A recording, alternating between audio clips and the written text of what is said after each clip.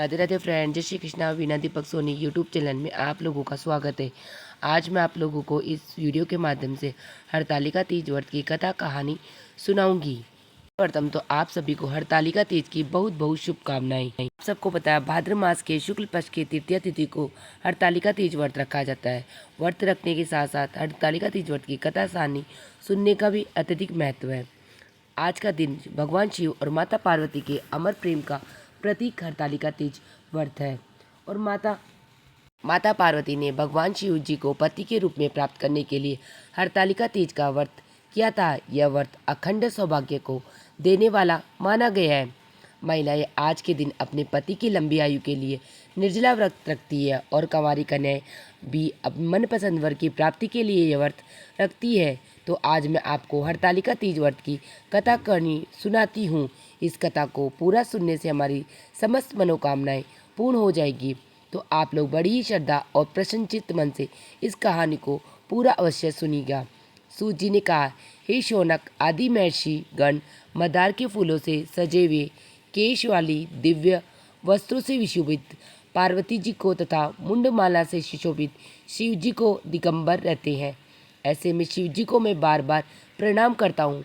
हे कैलाश पर्वत के रम्य शिवर पर विराजमान शिव जी से पार्वती जी ने पूछा, हे महेश्वर, आप आज मुझे कोई गुप्त से गुप्त रहस्य की बात बताने की कृपा करें। वह ऐसी बात हो जो सभी धर्मों का सार, अल्प परिश्रम से भी करने योग्य तथा अत्यंत फलदायिनी कथा जिससे समावेश हो। यदि आप मुझ पर प्रसन्न है तो उसे बताने की कृपा करें। हे प्रभु, मैंने पूर्व जन्म में ऐसा कौन सा तपदान या व्रत किया था जिसके फलस्वरूप आप मुझे जैसे त्रिलोक के अधीश्वर अनादि और अनंत रूप वाले पति मुझे प्राप्त हुए। तब शिव जी ने कहा, हे देवी, अब मैं तुमसे सर्वोत्तम व्रत का कथन करता हूँ। क्योंकि तुम मेरी प्रियसी हो, अतः मैं तुमसे इस गुप्त व्रत को बतलाता हूँ। जिस प्रकार तारों में चंद्र, ग्रहों में सूर्य, चारों वर्णों ब्राह्मण, क्षत्रिय, वैश्य और शूद्र में ब्राह्मण, देवों में विष्णु, नदियों में गंगा, पुराणों में महाभारत, वेदों में सामवेद और इंद्रियों में मन श्रेष्ठ है, उसी प्रकार पुराणों में व वेदों का सर्वस्व उसी प्राचीन व्रत का मैं तुमसे कथन करता हूँ। तुम उसे स्थिर चित्त से सुनो। पूर्व काल में जिस व्रत को तुमने मेरे लिए किया था, उसी के प्रभाव से तुमने मेरी पत्नी का स्थान प्राप्त किया। प्रियसी होने के कारण ही मैं तुमसे इस व्रत को प्रकट करता हूँ। भाद्र मास के शुक्ल पक्ष के हस्त नक्षत्र से युक्त तृतीया तिथि के दिन इस व्रत का अनुष्ठान करने से त्रिविधा ताप, देही, देविक, भौतिक और समस्त पाप से स्त्रियां मुक्त हो जाती है। हे देवी, पूर्व काल में इस महाव्रत को तुमने हिमालय पर्वत पर किया था। उन सभी पूर्व वृतांतों का मैं तुमसे वर्णन करूँगा। तब पार्वती जी ने कहा, हे नाथ, मैंने इस उत्तम व्रत को किस प्रकार किया, उन सभी वृतांत को मैं आपके मुख से श्रवण करना चाहती हूँ। तब भगवान शिव जी बोले, पर्वतों में श्रेष्ठ हिमालय नामक एक पर्वत है जो अनेक प्रकार की भूमि तथा विविध वृक्षों से परिव्याप्त है। उस पर्वत पर अनेक प्रकार के पक्षी, मृग, देवगण, गंधर्व, सिद्धचारण प्रमुदित मन से विचरण करते हैं। मैं गंधर्व वर्ण निरंतर गान किया करते थे। उस पर्वत की चोटी इस फटिक बिल्लोर नामक एक विशेष प्रकार की मणि है। स्वर्ण मणि और मुर्गा से सुशोभित है। यह पर्वत आकाश के समान ऊंचा है। उसकी चोटियां सदैव बर्फ से ढकी रहती है तथा गंगा का निरंतर निदान होता रहता है। हे पार्वती, तुमने अपने बाल्यावस्था में जिस प्रकार की कठोर तपस्या की थी, मैं उसका वर्णन करता हूँ। भगवान शिव कहते हैं, हे देवी, तुमने 12 वर्ष तक नीचे को मुख और ऊपर के पैर करके तपस्या की थी। तुमने माघ के महीने में कंठ तप कर जल में निवास कर, वैशाख मास के प्रखर घाम में पंचाग्नि सेवन कर, श्रावण मास में घर से बाहर वर्षा में भीगकर मेरी तपस्या निराहार रहकर की थी। तुम्हारे इस उग्र तप को देखकर ही तुम्हारे पिता हिमवान बहुत ही दुखित एवं चिंतित हुए। वे तुम्हारे विवाह के विषय में चिंतातुर हो गए कि ऐसी तपस्विनी कन्या के लिए वर कहाँ से उपलब्ध हो सकेगा। ऐसे ही समय में ब्रह्मपुत्र नारद जी आकाश मार्ग से तुम्हारे पिता के पास आए। तुम्हारे पिता ने उन मणिश्रेष्ठ की अर्धपाद आसान आदि देखकर पूजा की। हिमवान ने कहा, मुनिवर आप अपने आने का कारण बताइए, क्योंकि परम सौभाग्य से ही आप जैसे महानुभावों का आगमन होता है। उत्तर में नारद मुनि ने कहा, हे पर्वतराज, आप मेरे आने का कारण जानना चाहते हो तो सुनिए। मुझे भगवान विष्णु ने आपके पास संदेशवाहक के रूप में भेजा है और कहा है कि अपनी इस कन्या रत्न को किसी योग्य पुरुष के ही हाथ में अर्पित करे। संपूर्ण देवों में वासुदेव से बढ़कर अन्य कोई देव नहीं है, इसीलिए मेरी भी यही राय है कि आप अपनी कन्या भगवान विष्णु को सौंपकर जगत में यशस्वी बने। नारद जी की बात सुनकर हिमालय ने कहा, यदि भगवान विष्णु ने इस कन्या को ग्रहण करने की स्वयं इच्छा की है तो मुझे कोई आपत्ति नहीं है, क्योंकि आपकी संपत्ति है, इसलिए अब आप इस संबंध को निश्चित ही समझिए।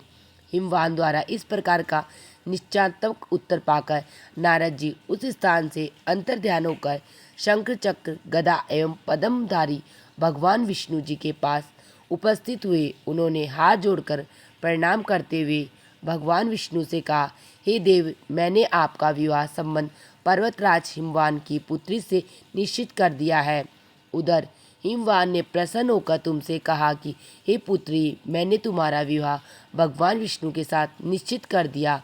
पिता द्वारा विपरीत आर्थक वाक्य सुनकर तुम अपनी सखी के घर चली गई और वही भूमि पर लेटकर अत्यंत विलाप करने लगी। तुम्हारे रुदन करता हुआ देखकर तुम्हारी सहेली ने तुमसे पूछा, हे देवी, तुम अपने दुख का कारण मुझे बताओ, हम सभी निस्संदेह आपका कार्य पूरा करेंगे। सखियों द्वारा आश्वासन पाकर तुमने उत्तर दिया कि हे सखी, आप सभी सुनिए, मेरी इच्छा महादेव जी के साथ विवाह करने की है, परंतु मेरे पिता ने मेरी इच्छा के विरुद्ध कार्य किया है, अर्थात उन्होंने श्री हरि विष्णु जी के साथ मेरा विवाह करने का आदर वचन दे दिया है। इसीलिए सखियों, अब मैं अपने शरीर का निश्चित रूप से परित्याग करूंगी।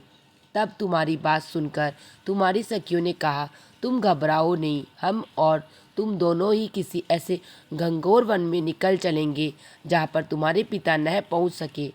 इस प्रकार की गुप्त मंत्रणा करके तुम अपनी सखियों के साथ निर्जल वन में पलायन कर गई। कुछ समय पश्चात तुम्हारे पिता ने पास पड़ोस के प्रत्येक घरों में तुम्हारी खोज की, किंतु तुम्हारा कहीं भी पता नहीं लगा। तुम्हारे पिता ने तुम्हें न पाकर मन में संदेह किया कि कहीं किसी देव, दानव, किन्नर आदि ने मेरी पुत्री का अपहरण तो नहीं कर लिया है। वे इस सोच में ही डूबे गए कि अब मैं नारद जी को क्या जवाब दूंगा, क्योंकि मैंने उनसे विष्णु जी के लिए पुत्री के विवाह का वचन दिया था। अब मैं उपहास का पात्र बनूंगा। ऐसे सोचते सोचते वे घबराकर मूर्छित हो गए। जब वे मूर्छित अवस्था से बाहर हुए तो सभी लोग उनके समीप एकत्रित होकर उनसे पूछने लगी, हे पर्वतराज, आप अपनी मूर्छित अवस्था का कारण मुझे बताइए। स्वस्थ होने के बाद हिमालय ने उन लोगों से कहा कि मेरी कन्या का किसी से ने अपहरण कर लिया है, अथवा हो सकता है किसी विषधर सर्प ने डस लिया हो, अथवा हो सकता है किसी सिंह, व्याघ्र आदि किसी ने हिंसक पशु ने भक्षण कर लिया हो। यही मेरे दुख का कारण। न जाने मेरी पुत्री कहाँ चली गई, अब मैं क्या करूँ। ऐसा कहते हुए हिमालय इस प्रकार कांपने लगे जैसे किसी प्रचंड आंधी में वृक्ष हिलने लगते हैं। तब तुम्हारे पिता तुम्हारी खोज में भयानक जंगल के भीतर अग्रसर हुए। इधर तुम तो पहले से भी अपनी सखियों के साथ उस भीषण वन में जा चुकी थी। उस स्थान पर एक नदी प्रवाहित हो रही थी, वहाँ एक गुफा भी थी। तुमने उसी गुफा में जाकर आश्रय लिया और निराहार रहकर मेरी बालू की मूर्ति बनाकर शिव पार्वती सहित थी और इस मूर्ति की तुमने स्थापना की। जब भाद्र माह के शुक्ल पक्ष की तृतीया हस्त नक्षत्र हुए, तब तुमने उस दिन रात्रि में जागरण कर गीत वाद आदि के साथ मेरा भक्तिपूर्वक पूजन किया। हे प्रिय, तुम्हारे द्वारा की गई उस कठिन तपस्या एवं व्रत के प्रभाव से मेरा सिंहासन चलायमान हो उठा और यहाँ तुम सखियों के साथ थी उस स्थान पर मैं जा पहुँचा। मैंने तुमसे कहा कि हे वारणी, मैं तुमसे अत्यंत प्रसन्न हूँ, तुम मुझसे अपना इच्छित वर प्राप्त कर लो। तब उत्तर में तुमने कहा, देव, यदि आप मुझे पर प्रसन्न है तो आप मुझे पति के रूप में प्राप्त हो। मैं तथावस्तु ऐसा ही हो कहकर पुनः अपने कैलाश पर्वत पर आ गया। मेरे चले जाने के बाद तुमने प्रातः काल नदी में स्नान कर मेरी स्थापित मूर्ति का विसर्जन किया। इतना करने के बाद तुमने अपनी सखियों के साथ व्रत का प्राण किया। उसी समय तुम्हारे पिता हिमालय भी तुम्हें खोजते हुए उसी जंगल में आ पहुँचे, किंतु वन की गहनता के कारण चारों ओर ढूंढने पर भी तुम्हारा कुछ भी अता पता नहीं लगा। अब तो वे निराश होकर भूमि पर गिर पड़े। पुनः उठने के बाद हिमालयन ने दो कन्याओं को सुप्त अवस्था में देखा। उन्होंने निकट आकर तुम्हें गोद में उठा लिया और रुदन करने लगे। रोते रोते उन्होंने तुमसे पूछा, तुम इस घनघोर जंगल में किस प्रकार आ पहुंची? पिता की बात सुनकर तुमने, हे तात, मैं अपना विवाह शिवजी के साथ करना चाहती थी, परंतु मेरी इच्छा के प्रतिकूल आपने विष्णु भगवान से मेरा वैवाहिक संबंध स्थिर कर लिया। इसी कारण रुष्ट होकर मैं अपनी सखियों के साथ घर का परित्याग कर इस भीषण वन में चली आई। हे तात, यदि आप मुझे घर ले जाना चाहते हो तो मुझे महादेव जी से विवाह करने की आज्ञा दीजिए। मेरा ऐसा ही दृढ़ निश्चय है।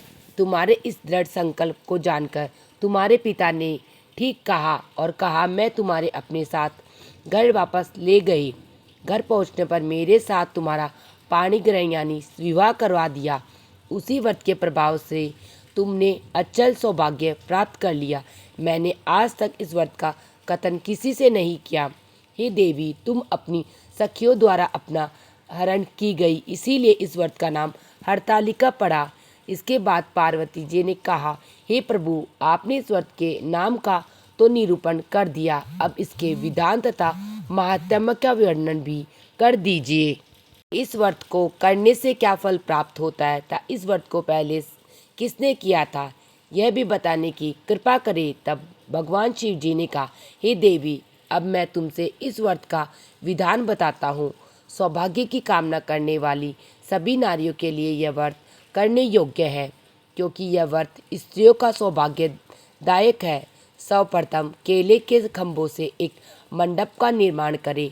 तदंतर उस मंडप को विधि वर्णों के वस्त्रों से आच्छादित कर उसमें सुगंधित चंदन का लेप करें।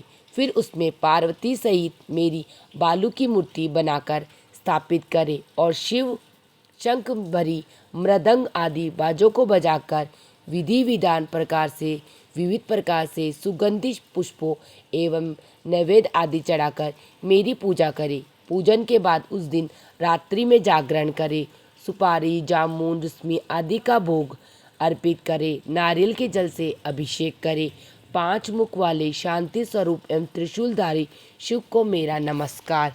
ऐसा मन करे। नंदी, भंगी, महाकाल आदि गणों से युक्त शिव को मेरा नमस्कार तथा संतुष्टि स्वरूपिणी प्रकृति रूप शिव की क्रांता पार्वती को मेरा नमस्कार।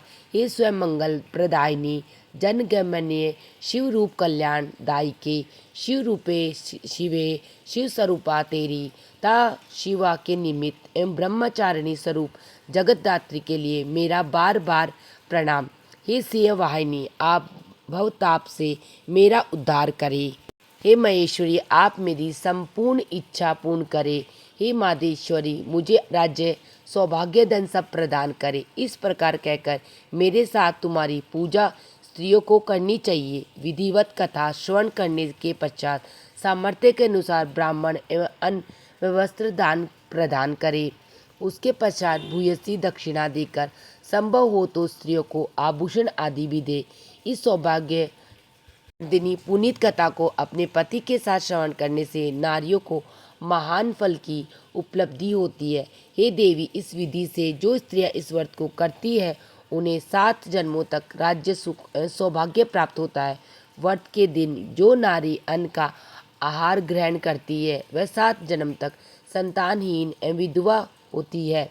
जो स्त्री उपवास नहीं करती वह दारिद्र्य, पुत्र शोक से दुखी व झगड़ालू होती है तथा नरकवास करके दुख भोगती है।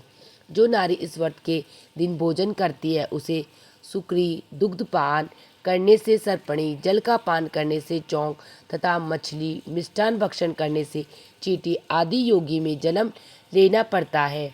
अनुष्ठान की समाप्ति पर नारियों को चाहिए कि वह चांदी, सोना, तांबे अथवा इन सभी के अभाव में बांस की डालियों में वस्त्र, फल, पकवान आदि रखकर दक्षिणा के साथ ब्राह्मण को दान करे। अंत में दूसरे दिन व्रत का प्राण करे। जो नारियां इस विधि से व्रत का अनुष्ठान करती है वह तुम्हारे समान अनुकूल पति को प्राप्त कर इस लोक में सभी भोगों सुखों का उपभोग करती हुई अंत में मुक्ति प्राप्त करती है। इस कथा के श्रवण कर लेने से भी स्त्रियां हजारों अश्वमेध यज्ञ एवं सैकड़ों वाजपेयी यज्ञ के करने का फल प्राप्त करती है। हे देवी, मैंने तुमसे इस सर्वोत्तम व्रत का कथन किया है जिसके करने से करोड़ों यज्ञ का फल सहज ही प्राप्त होता है। अतः इस व्रत के फल का वर्णन सर्वथा अकथनीय है। इसी के साथ मेरी हरतालिका तीज व्रत की कथा कहानी समाप्त होती है। अब मैं आपको महादेव और माता पार्वती की एक कहानी और सुनाती हूँ। एक गांव में भगवान शिव का परम भक्त ब्राह्मण रहता था। पंडित जी ने जब तक रोज सुबह ब्रह्म मुहूर्त में उठकर नित्य कर्मों से निवृत्त होने के पश्चात भगवान शंकर का पूजन नहीं कर लेते थे तब तक उन्हें चैन नहीं पड़ता था। जो कुछ भी दान दक्षिणा में आ जाता था उसी से पंडित जी अपना गुजारा करते थे और दयालु इतने थे कि जब भी कोई ज़रूरतमंद मिल जाता तो अपनी क्षमता के अनुसार उसकी सेवा जरूर करते थे। इसीलिए शिव जी के परम भक्त ब्राह्मण देवता गरीबी का जीवन व्यतीत कर रहे थे। पंडित जी की इस दानी प्रवृत्ति से उसकी पत्नी उनसे नाराज तो थी किंतु उनकी भक्ति से और परायणता को देखकर उनसे अत्यंत प्रेम करती थी। इसीलिए वह कभी भी उनका अपमान नहीं करती थी। साथ ही अपनी जरूरत का धन वह आस पड़ोस में मजदूरी करके जुटा लेती थी। एक समय ऐसा आया जब मंदिर में दान दक्षिणा कम आने लगी जिससे पंडित जी को आर्थिक तंगी का सामना करना पड़ा। घर की मूल आवश्यकताओं की पूर्ति न होने के कारण ब्राह्मणी दुखी रहने लगी। इस तरह दिन बीतने लगे। एक दिन महाशिवरात्रि का दिन आया। उस दिन भी पंडित जी ने हमेशा की तरह ब्रह्म मुहूर्त में उठकर नित्य कर्मों से निवृत्त होने के लिए नदी की ओर चल दिए। संयोग से उस समय उस रास्ते से पार्वती जी और भगवान शिव जी गुजर रहे थे। अचानक से पार्वती जी की नज़र उस ब्राह्मण पर पड़ी। आज पंडित जी ने महाशिवरात्रि को लेकर इतने उत्साहित नहीं थे जितने की अक्सर हुआ करते थे। पार्वती जी की बात समझते देर नहीं लगी। उन्होंने शिव जी से कहा, हे भगवान, यह ब्राह्मण देवता प्रतिदिन आपकी उपासना करते हैं फिर भी आपको उसकी चिंता नहीं है। पार्वती जी की बात सुनकर शिव जी बोले, देवी, अपने भक्तों की चिंता मैं नहीं करूँगा तो और कौन करेगा। पार्वती जी बोली, हे स्वामी, आपने अब तक इस ब्राह्मण की सहायता क्यों नहीं की। तब शिव जी बोले, देवी, आप निश्चित रहिए, अब तक उसने जितने भी बेलपत्र शिवलिंग पर चढ़ाए वही बेलपत्र आज रात्रि में उसे धनपति बना देंगे। यह बातचीत करके पार्वती जी और शिव जी तो चल दिए किंतु संयोग तो देखिए, उसी समय उस रास्ते में एक व्यापारी गुजर रहा था। उसने छुपकर भगवान शिव जी और माता पार्वती जी का वार्तालाप सुन लिया। व्यापारी ने अपना दिमाग चलाया और सोचने लगा, अगर बेलपत्र से ब्राह्मण धनपति हो जा सकता है तो मैं क्यों नहीं हो सकता। यही सोचकर ब्राह्मण के घर पर पहुंच गया और ब्राह्मण से बोला, पंडित जी, आपने अब तक जितने भी बेलपत्र शिव पूजन में चढ़ाया है वह सब मुझे दे दीजिए। बदले में मैं आपको 100 स्वर्ण मुद्राएं दे दूंगा। पंडित जी ने अपनी पत्नी से पूछा तो वह बोली, पुण्य का दान ठीक तो नहीं है किंतु अगर आपका मन करे तो दे दीजिए, हमें धन की जरूरत है इसीलिए दे दीजिए। पंडित जी ने सारे बेलपत्र बोरे में भरकर सेठ जी को दे दिए। बेलपत्रों का बोरा लेकर सेठ जी पहुंच गए। मंदिर और शिवलिंग पर चढ़ाकर देखने लगे कि कब शिव जी की कृपा करेंगे और कब वह और धनपति बन जाएगा। प्रतीक्षा करते हुए सेठ जी को आधी रात हो गई। सेठ जी चमत्कार देखने के लिए बहुत उतावले हो रहे थे। आखिर में तीसरा पहर गुजरने के बाद सेठ जी के सब्र का बांध टूट गया और क्रोध में आकर सेठ जी शिवलिंग को झकझोरने लगे। फिर अचानक ही चमत्कार हुआ। सेठ जी के हाथ शिवलिंग से ही चिपके रह गए। उन्होंने बहुत प्रयास किया किंतु हाथ हिले ही तक नहीं। थक हार के सेठ जी शिव जी से क्षमा याचना करने लगे तो शिव जी बोले, हे लोभी सेठ, जिस ब्राह्मण ने से तूने यह बेलपत्र खरीदे उसे 1000 स्वर्ण मुद्राएं दे, तब जाकर तेरे हाथ छूटेंगे। प्रातःकाल जब पंडित जी पूजन के लिए आए तो उन्होंने देखा कि सेठ जी के हाथ शिवलिंग से चिपके हुए और सेठ जी रो रहे। पंडित जी ने सेठ जी से पूछा तो सेठ जी बोले, पंडित जी शीघ्रता से मेरे बेटे को 1000 स्वर्ण मुद्राएं लेकर मंदिर आने को कहिए। पंडित जी ने सेठ जी के बेटे को बुलाया और सेठ ने वह स्वर्ण मुद्राएं ब्राह्मण को दिलवा दी। तब जाकर सेठ के हाथ शिवलिंग से छूटे। यह देखकर पार्वती जी शिव जी से पूछती, हे नाथ, आपने अब तक अपने भक्तों को कोई धन नहीं दिया। शिव जी बोले, देवी, मेरे पास कहाँ धन है जो मैं दूंगा, किंतु मेरा भक्त अब गरीब नहीं है, यह तुम स्वयं देख लो। जैसी कृपा भगवान शिव माता पार्वती ने उस ब्राह्मण में की, ऐसी कृपा भगवान हम सब पर करे। सुनने वाले, कहने वाले, हुकार करने वाले सब पर करना। इस प्रकार मेरी हरतालिका तीज व्रत की कथा कहानी समाप्त होती है। आप सबको मेरी कहानी कैसी लगी मुझे कमेंट बॉक्स में हर हर महादेव लिख के ज़रूर बताना। वीडियो पसंद आई तो वीडियो को लाइक कर लेना और चैनल को सब्सक्राइब कर लेना, जिससे आने वाली वीडियो का नोटिफिकेशन आप लोगों को मिल सके। वीडियो देखने के लिए आप सभी का धन्यवाद। मिलते हैं नेक्स्ट वीडियो में। हर हर महादेव। जय श्री कृष्णा।